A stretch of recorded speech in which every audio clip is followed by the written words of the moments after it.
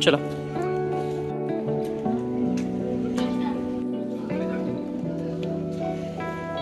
छोटू छोटू छोटू।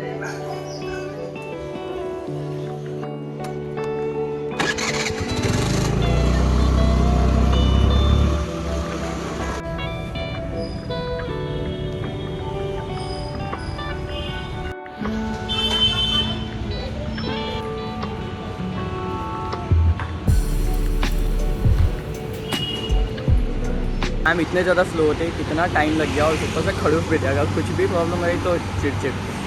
हम गए थे 9:45 को और अभी हुआ है 11:15, तो 1.5 आवर लग गया। बहुत स्लो काम है बट ठीक है चलो। हमें बहुत टाइम से आधार कार्ड अपडेट करवाना था और स्टार्टिंग में मैंने जो दिखाया वो मेरा पुराना फ़ोटो था, जो कि एक नॉर्मल आदिवासी बच्चे से कम नहीं लग रहा है, नो ऑफेंस। तो अभी काम हो गया है, let's go home.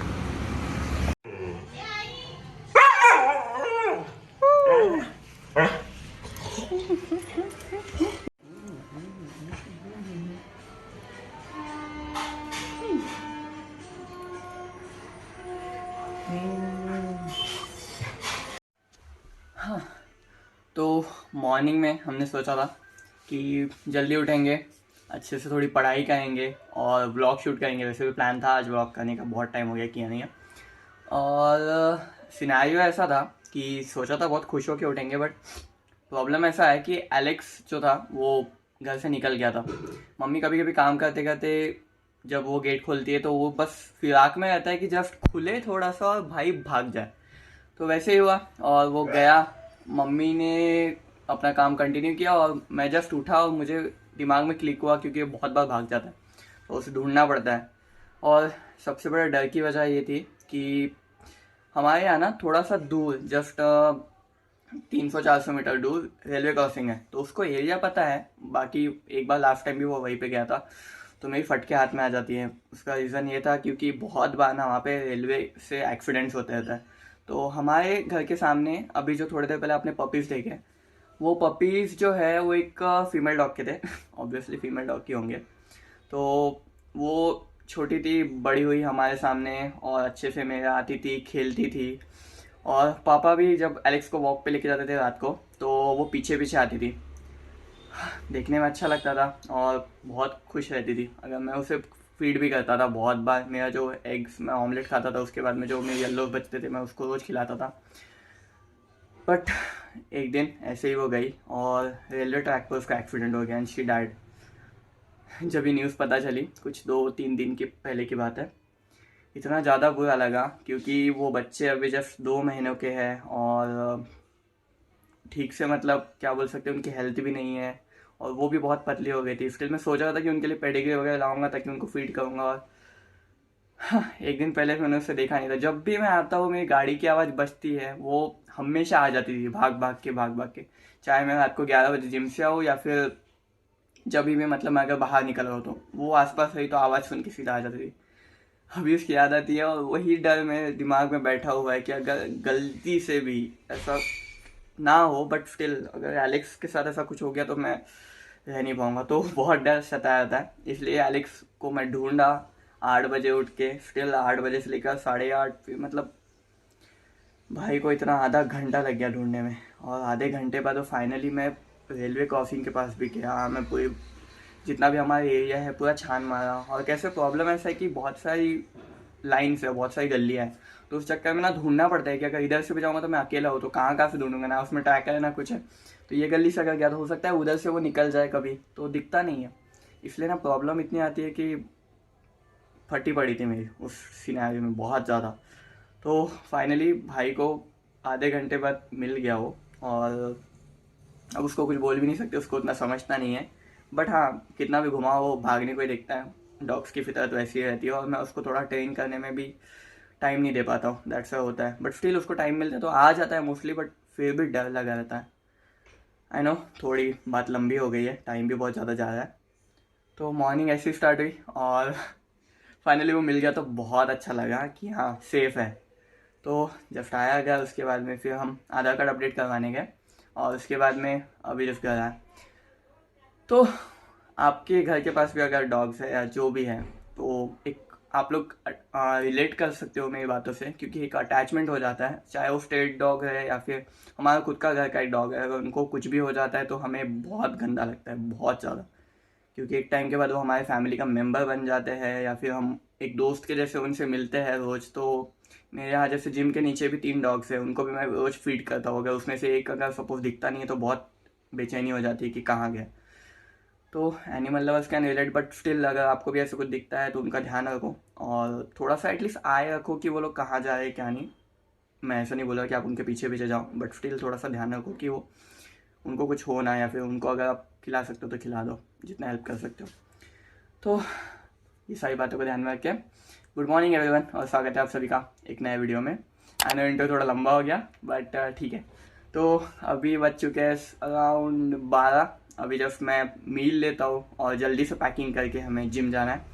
So I will see you in the gym. As I said they always came. 2 और है, एक और स्किन कलर का एंड एक ब्लैक वन, और इनको देख के एलेक्स भैया तो हमेशा जेलस होता है।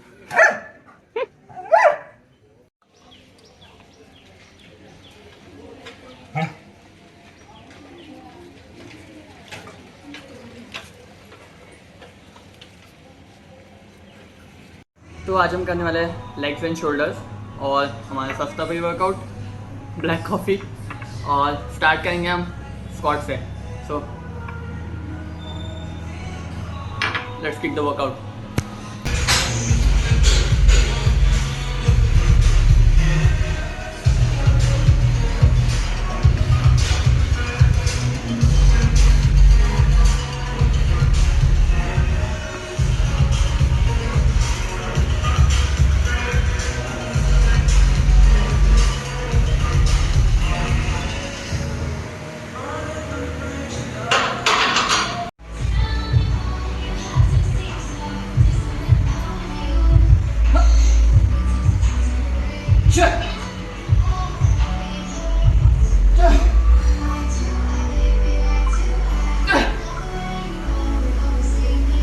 राज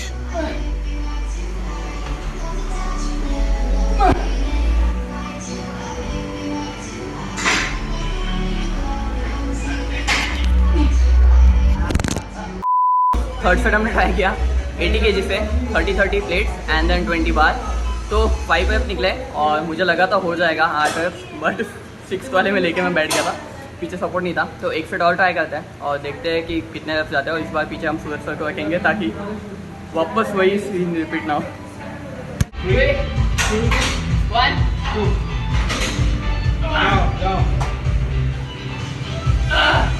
Come on. Down. Repeat direction थोड़ा.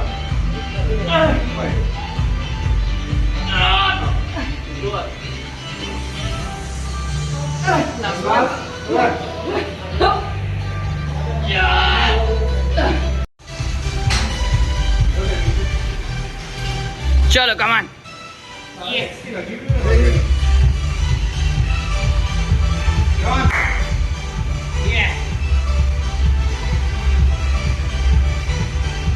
Easy peasy.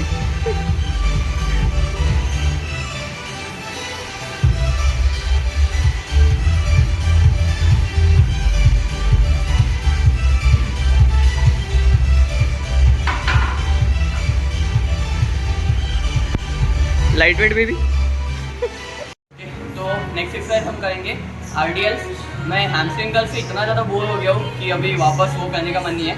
दैट्स व्हाई हम कुछ न्यू वेरिएशन ट्राई करने वाले हैं। तो RDLs मीन्स ओमेनियन डेडलिफ्ट।